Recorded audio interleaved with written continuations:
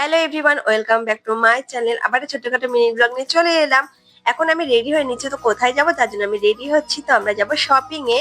তো পুজো তো মাত্র হাতে গোনা আর কয়েকটা দিন। এখন যদি শপিং এ না বেরোই তাহলে অনেকটাই লেট হয়ে যাবে আর প্রচন্ড ভিড়ও হয়ে যাবে। আর আমার এত ভিড়ে না একদম শপিং করতে আমার ভালো লাগে না, ভালো করে জিনিসপত্র দেখা যায় না। আর সব সময় না আমি প্রত্যেক বছরই এই ব্যাগটা আমি নিয়ে যাই, সঙ্গে করে ক্যারি করি। যা কিনবো এর মধ্যে ঢুকিয়ে নেবো, নাহলে হাতে নিতে নিতে হাত ভরে আবার ব্যথা করবে। সেই জন্য আমি ব্যাগটা সবসময় নিয়ে যাই। তো এবারও ব্যাগটা আমি নিয়ে নিয়েছি আর এখন আমরা বেরিয়ে পড়বো। তো ফার্স্টে আমরা চলে যাব এখন পেট্রোল পাম্পে। এখন তেল ভরে নেবো গাড়িতেও, তো তেল খাওয়াতে হবে নাকি, ও না খেলে কি আর চলবে। তাই আমরা চলে গেলাম পেট্রোল পাম্পে তেল ভরে নিলাম। আর এইদিকে দেখো কত হাওয়া দিচ্ছিল। আমি তো ভাবছিলাম ওর ঝড় বৃষ্টি কিছু হবে, তাহলে মনে হয় আমাদের আজকে স্পয়েল হয়ে যাবে যাওয়াটা। এখানে কি হাওয়া দিচ্ছে দেখো, দেখে আমার ভয় লাগে, মনে হয় বৃষ্টি চলে আসবে। তারপরে আমরা চলে এলাম গড়িয়াহাটে। তারপরে আমরা এসেছিলাম গড়িয়াহাটে শপিং করতে। তো প্রত্যেক বছর আমি গড়িয়াহাট যাবো নয় নিউ মার্কেট যাবো, তো এবারে নিউ মার্কেট যাইনি, কারণ বেশি একটা কিছু কেনাকাটা করবো না।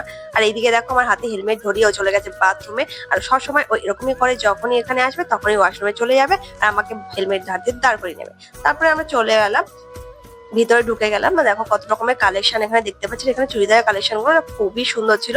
অনেক সুন্দর সুন্দর কালেকশন ছিল, নিউ নিউ।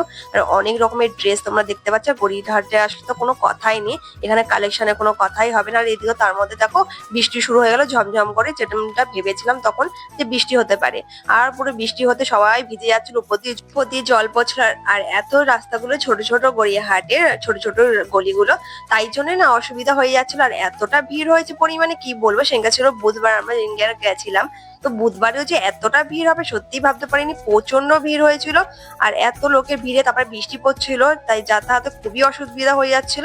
তারপর আমরা চলে গেলাম বৃষ্টি পড়ছিল বলে এম বাজারে ঢুকে পড়লাম। ওখান থেকে করে শাড়ি দেখছিলাম মায়ের জন্য।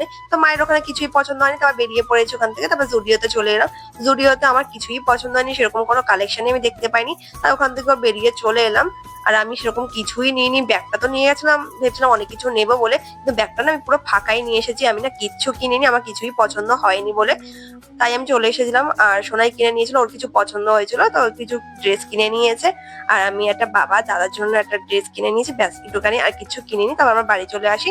আর রাস্তায় একটুখানি পকোড়া খেয়ে নিয়েছিলাম, বৃষ্টি যেহেতু হচ্ছিল। তো কিন্তু আমার কিছু কেনাকাটা হয়নি বলে পরের সপ্তাহ আবার চলে গেছিলাম আমরা গড়িয়াহাটে কিছু কেনাকাটা করতে। তো অনেক ঘুরে টুরে আমার না সেরকম একটা কিছু পছন্দ হয়নি। তো দুটো ড্রেস আমি নিয়েছিলাম, একটা জুতো নিয়েছিলাম, বেশি কিছু নিইনি। কারণ এমনিতে আমার স্টকে অনেক ড্রেস তোলা আছে, আমি যখন যেখানে যেটা আমার পছন্দ হয় আমি কিনে রাখি আগে থেকে। আর আগের বছর পুজোর সময় অনেকগুলো ড্রেস কিনেছি, যেগুলো পরা হয়নি, একদমই স্টকে রয়েছে, আমার ভাঁজও খোলা হয়নি, সেইগুলোই রয়ে গেছে। আর আমি না পুজোর সময় বেশি একটা কেনাকাটা পছন্দ করি না, কারণ ভিড়ভাট্টার মধ্যে ভালো কিছু পাওয়া যায় না। তো আগে থেকে কিনে রাখার চেষ্টা করি যখন যেখানে পছন্দ হয়।